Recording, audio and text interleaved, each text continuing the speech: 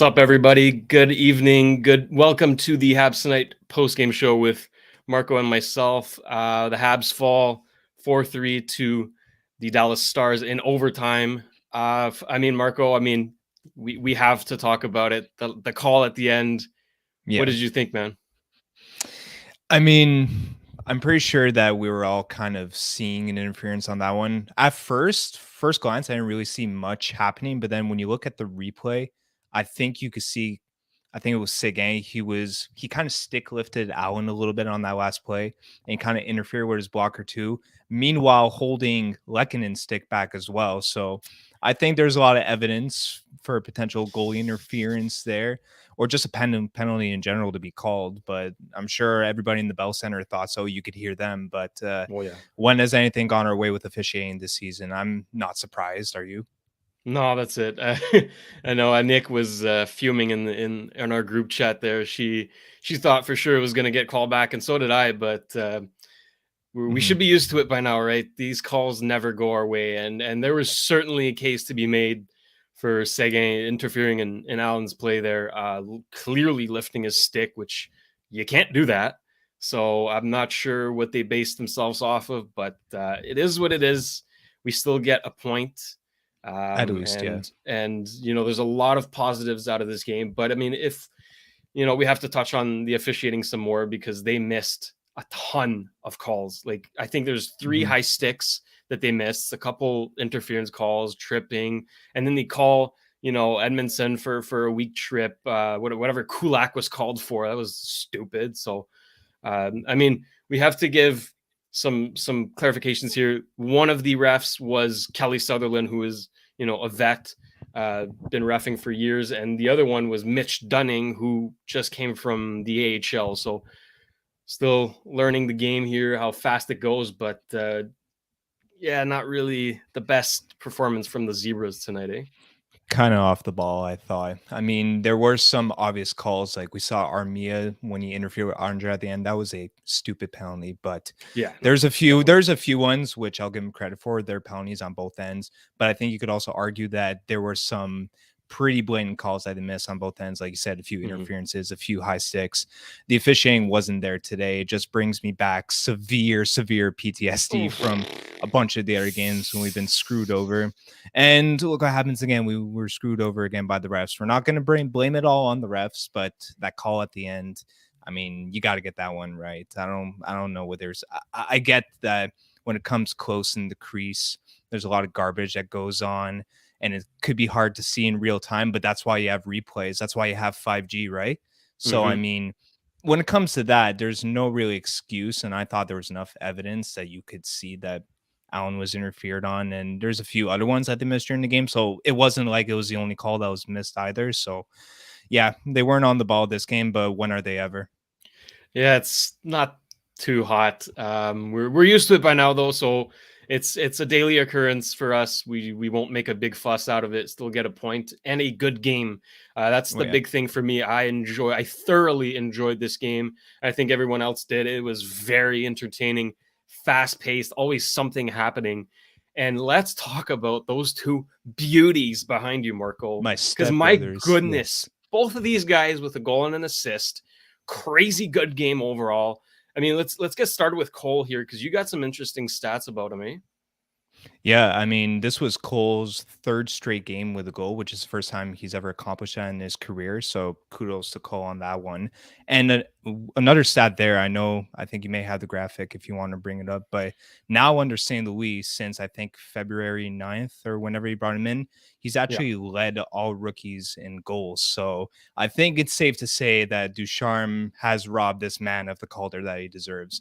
This guy's play has just been unreal with St. Louis. The chemistry with him and Suzuki is unlike any other. These guys, it just seems like they're always on the same wavelength.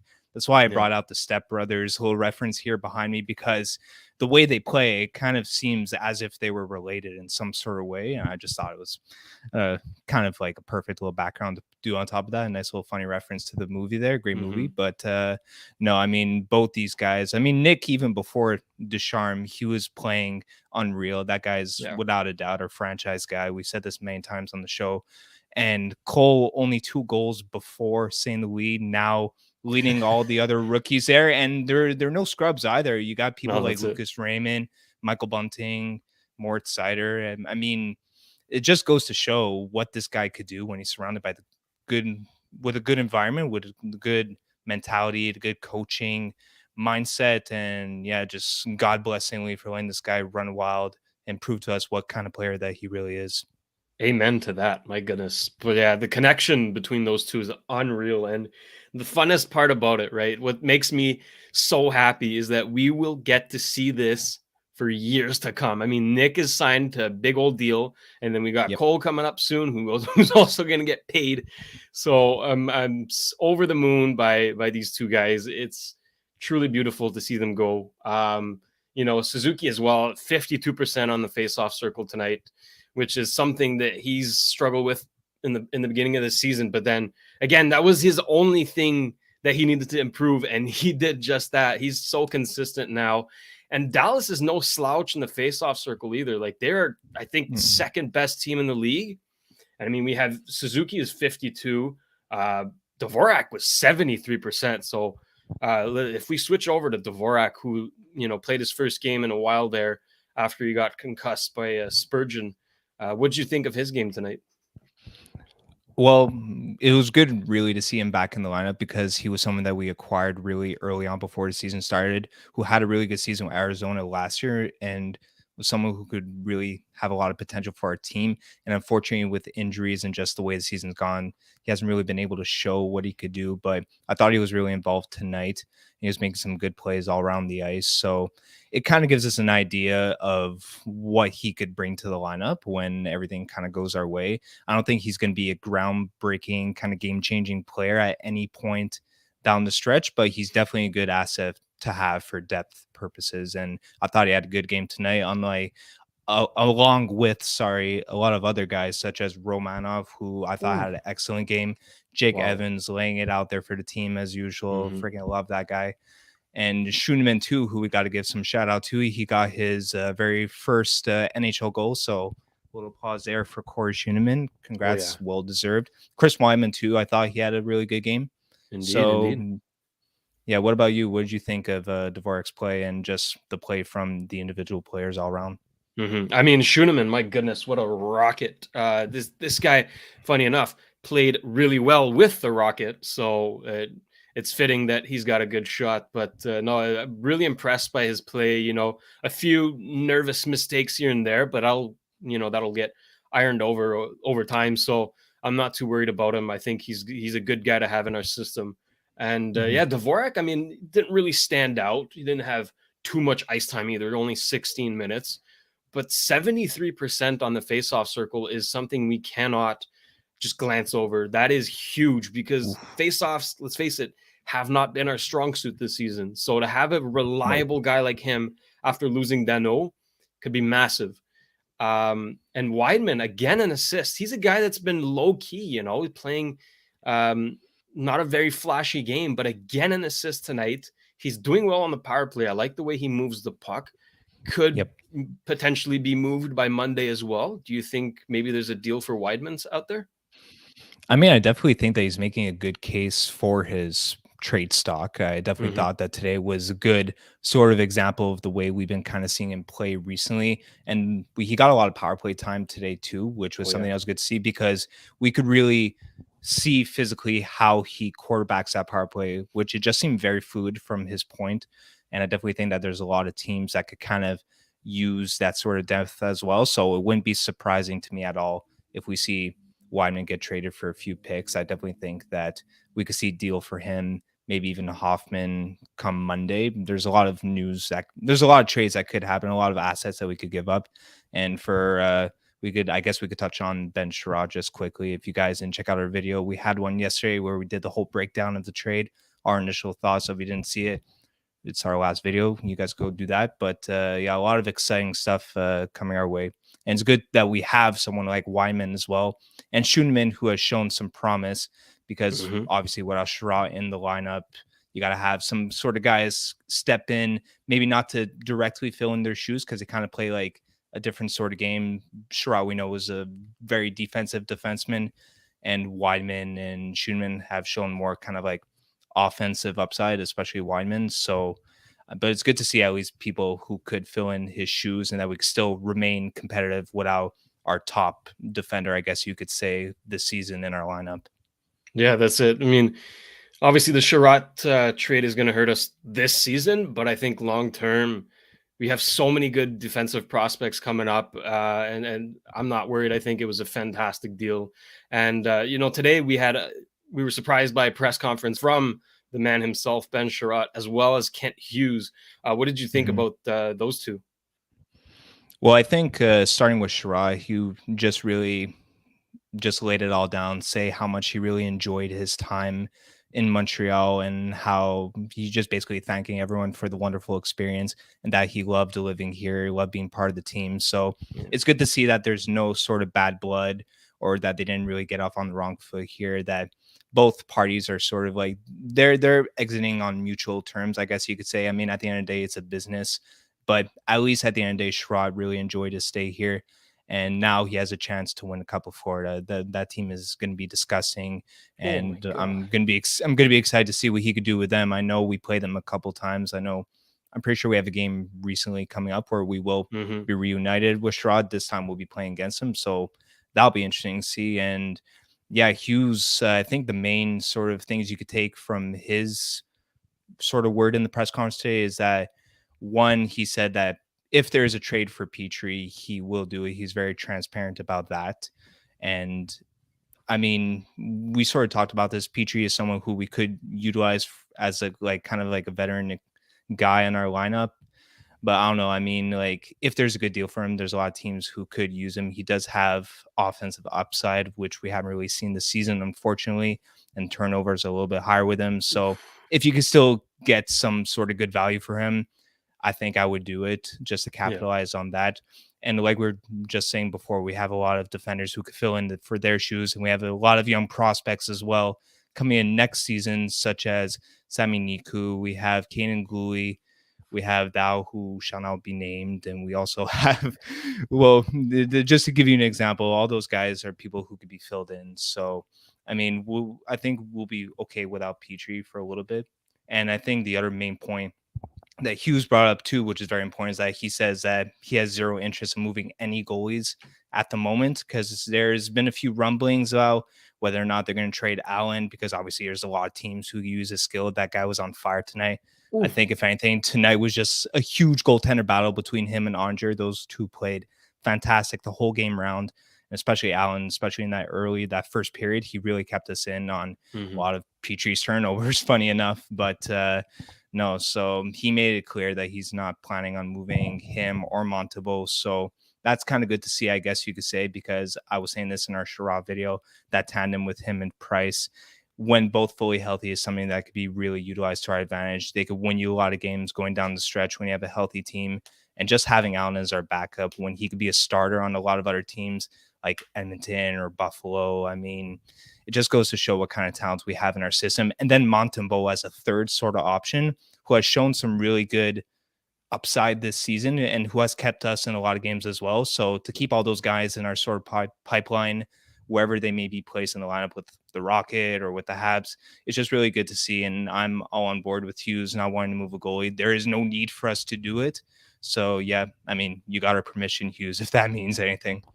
Yeah, no, that for sure. And I, like you said, we have good prospects in our pool right now, and we're gonna have even more, because I believe, if I'm not wrong, in 2022, this coming draft, we have like 14 picks, 2 in the first round, like a couple in the second, something like that. You sent me the graphic earlier, but something ridiculous. So it's gonna be a pretty crazy draft this year.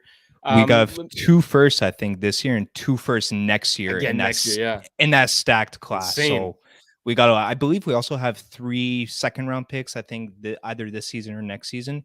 So we got a lot of draft capital on our shoulders, whether we want to draft or flip it for new people. But yeah, that's crazy to think about. If we just touch on this comment here from Mac, asking what kind of return could we expect from Hoffman? Where do you think he fits? Like, what team would need a Mike Hoffman? What could we get in return for him? I mean, the way I see it, I don't think that Mike Hoffman is he's kind of like a shell of his former sniper self, where he's Mm, not that sort of groundbreaking player like he used to be that's going to really make a difference. Obviously, in a playoff stretch, depth is a really important part when it really comes down to it, because playoff hockey is really like going to war, and the fatigue and the cardio levels that just gets tested. So that's when you need your depth guys to really show up. And I mean, Hoffman too. I mean, he's shown his ability to score goals this season, even though it's not what we know he could have done, what we've seen from him in the past. But I still think that you could probably get at least a second round pick and maybe a prospect for someone like Hoffman, because I mean, he's definitely no slouch. And I mean, if we see Pete Lehkonen, who's could fetch like a first round pick as another depth winger, I mean, it wouldn't be surprising to assume that you could get probably a prospect and at least a second for someone like Hoffman. I think maybe a first might be a little bit of a stretch, yeah. just considering his form this season. But I definitely think that a team like the Bruins or the Leafs, for example, could really use someone like this as a depth piece who could really score when you need him, especially in those playoff games where it counts the most. I don't know. What do you think we could get for someone like Mike Hoffman?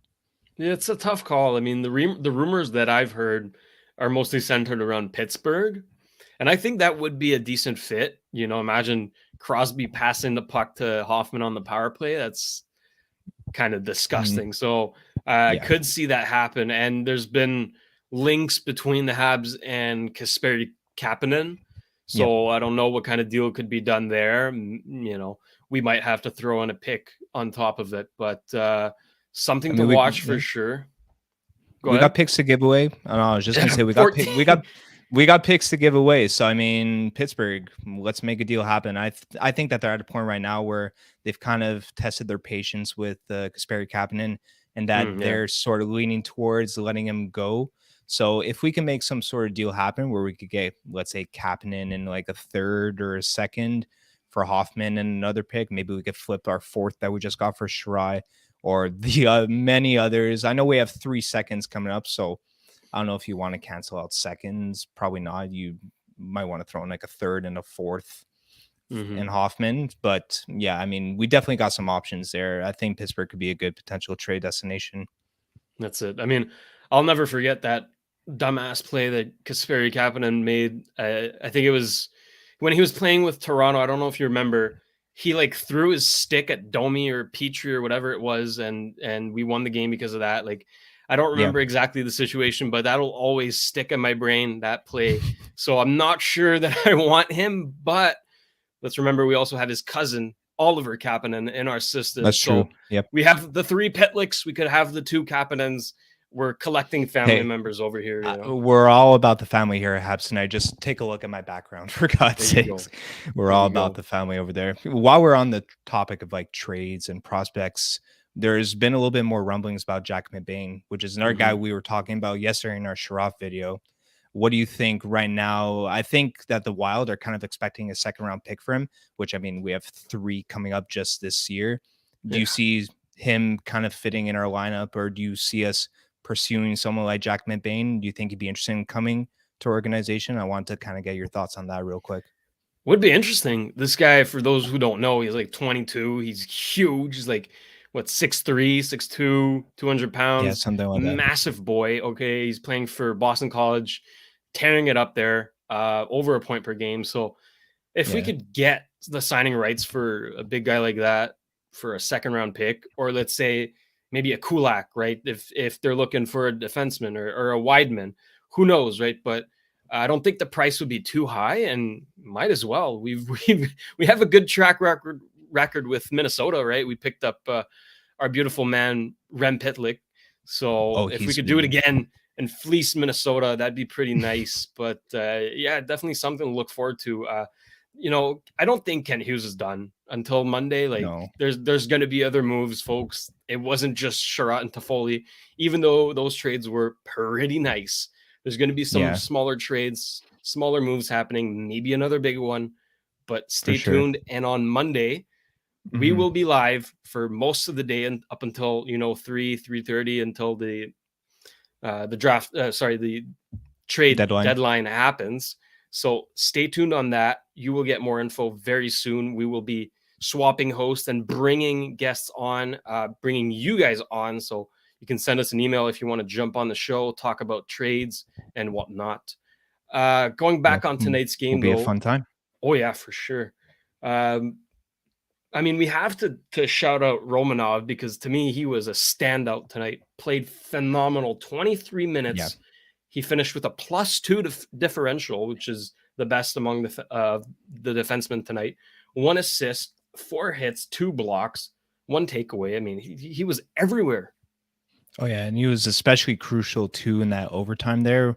I know he got 2 crucial pucks out of the zone when we really needed to him, and he was there for the blocks as well, and he was just flying out there tonight. So obviously this was an exceptional game on his standards. I thought him and Evans particularly did really well, and obviously Chris Wyman too was our defensive standout in my point of view.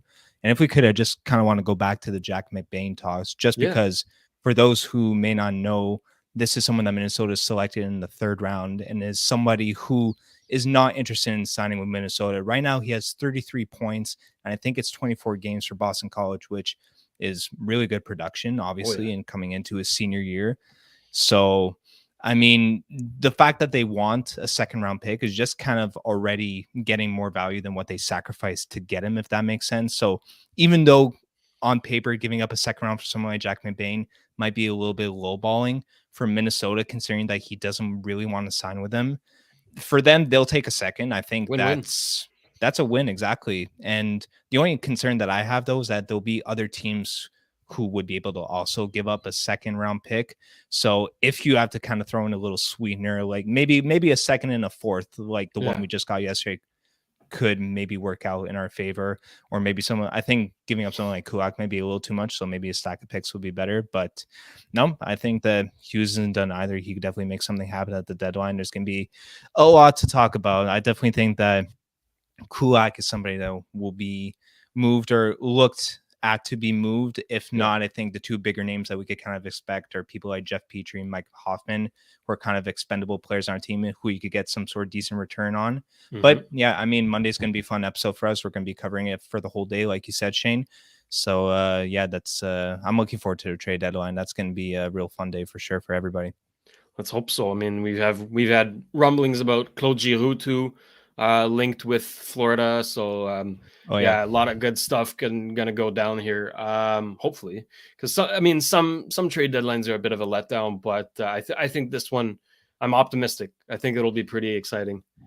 Oh yeah, there's a lot of big names there thrown around in the chatter. So I mean, just to give you guys an idea, like Brock Besser, someone who's been throwing around, Jacob Chikrin, Claude Giroux, like we just mentioned, and a lot of others. Vancouver's pretty much opening up the floodgates. Everybody except Pettersson and Hughes is basically up for grabs. Connor Garland too, just coming off the top of my head, somebody too who could be moved. So I think it'll be an interesting trade deadline. We know sometimes it's a little bit more stale than what we expect, but I'm optimistic, just like you, about this one. Yeah, I'm feeling good. Before we wrap up, I mean, we kind of have to touch on this. Petry had another rough game, let's be honest. Yeah. He's responsible for the goal in overtime. Let's not sugarcoat it, right? He gave the puck to the Dallas player. So, all while trying to stay Habsitive, because that's what we try to do here, Habs Tonight. We try to put a positive spin on everything, look at it through a good lens. But what do you make of Petry's play here and his future with the team? Like, what's it looking like, man? Yeah, I mean, I think really before St. Louis came around, it was very evident that he just didn't want to play, like Jonathan was saying, that his motivation was at an all-time low. I know that he's got a tricky family situation where they're not even in Canada right now, I don't believe. So for him, there's a lot of different aspects that kind of come into play when it comes to his sort of performance. And then when the team's not doing good, obviously it just brings your motivation even further down. But obviously since St. Louis has been back, his production's been going a little bit up. Team's been clicking a little bit more. But I thought tonight he just wasn't on the ball. He was turning. He had more turnovers in the Pillsbury Doman. He was just not, I don't know, like some plays, especially the last one there where Klingberg got his second goal in the crease, was a little bit lazy on him, in my opinion. But I don't know, today definitely wasn't his game. We've sort of seen this kind of inconsistency and flashes of him just not performing at that level like he was last season, which, I mean, you look at his play last season, he was outstanding. He was leading defenseman in goal scoring and he could easily fetch you like first and more. And now Oh you yeah. look at the kind of hit that his season's been taking, and you're just kind of lucky to get what you could get from him. Hopefully, you have some believers in him. I mean, I'm definitely somebody who still believes in what he could provide. But now the only concern that I have is that now you see all the other boys, like the two beauties behind me, sorry, wrong way, but clicking. I mean, it would kind of make sense that you would see Petry too, who's a veteran presence, especially role model for these younger guys, step up and kind of be like of benefit with everything that's going on. But we just really haven't been seeing that sort of same consistency. So I mean, obviously, I hope the best for Jeff, and I hope that he could get to his level, like we're used to seeing him play, and that we could use that to our advantage. He's someone I would like to keep in our lineup if we can going forward. But I mean, his play this season just hasn't really been there. I don't know how the management feels about it, or how much faith they have in him, whether they're actively shopping him, looking for options. Yeah. Hughes did say if he has a deal for him, he'll take it. So I mean, I think there's a lot to take into consideration when it comes to PJ. I think there's a lot on his mind, and besides just hockey, so that's also something that goes into it. But yeah, it's a tricky case with him this season. I think he's been one of the biggest question marks this season out of all of our players. So yeah, I don't know. What do you think about the whole situation? I know it's quite the big one to get into. It's so confusing. I mean, you go from having possibly the best season of your career to having an absolute stinker. Like let's not sugarcoat it. He's not doing well. And No. like you said, there must be something out like other than him getting older. Like there's got to be a factor playing into the fact that he's not performing. I mean, tonight there's 3 turnovers and one of them cost us the game. And it's not the first time he's done that. Like he leads the league in turnovers this season. That's not something you want to be leading Quite the the fall league from in. grace. Exactly. So, we wish the best for Petry. We hope everything gets back to normal. And if he wants a change of scenery, then hopefully he gets it. But I mean, right now it's not pretty. I mean, that about wraps it up for tonight's game. I don't know if you had anything else to add here. I think the only other thing, really, I think we still do have our 20% off all of our merch going on now with our promo code Habs. If you guys want to snag some of our merch, we got some hoodies like the one that I'm rocking, some caps like the one that Shane's rocking over there, just with a whole bunch of other stuff too, phone cases, which I'm actually getting one soon coming in, a few t-shirts. I mean, we just got everything. If you guys want to check it out, we do have our promo code still going on for a limited time down there. Habs. Go on habstonight.net and you'll be able to take your pick at whatever we got there. And brings a lot of support to our channel too, so we really appreciate it for those of you guys who do get it. But yeah, if you guys want, just go check it out, get some merch, support the channel. Anything else you want to add, Shane? That's about it for me. I mean, again, entertaining game. We didn't get the W, but that is the fundamentals. Is like we're having fun watching hockey again, and the boys are having fun playing hockey. So that's all that matters. The season's scrap anyways, so the extra point doesn't really mean much. It does suck when it comes off of a questionable call, but nonetheless, I think we all had a good time tonight, and looking forward to Saturday's game against Ottawa. Ottawa, who just lost Thomas Sharat to a hand injury, broke his hand, so he's out for the rest of the season. That's a huge loss, but I mean, it's not like they were going to make the playoffs anyways. So stay tuned for that. We might be able to get you a post-game show on that, but definitely Monday is the day, trade deadline. Habs Tonight is your resource. I mean, I predicted, not to toot my own horn, but I've been tooting it pretty good lately. I predicted Sharat. That's it. I predicted Sharat to Florida, right? And we got other predictions for you guys. So we are the insiders here. We know our shit. So stay tuned, and thank you for the love. Always, like, subscribe, all that good stuff. But yeah, thank you, Marco. Always a pleasure, Shane. Take care, guys.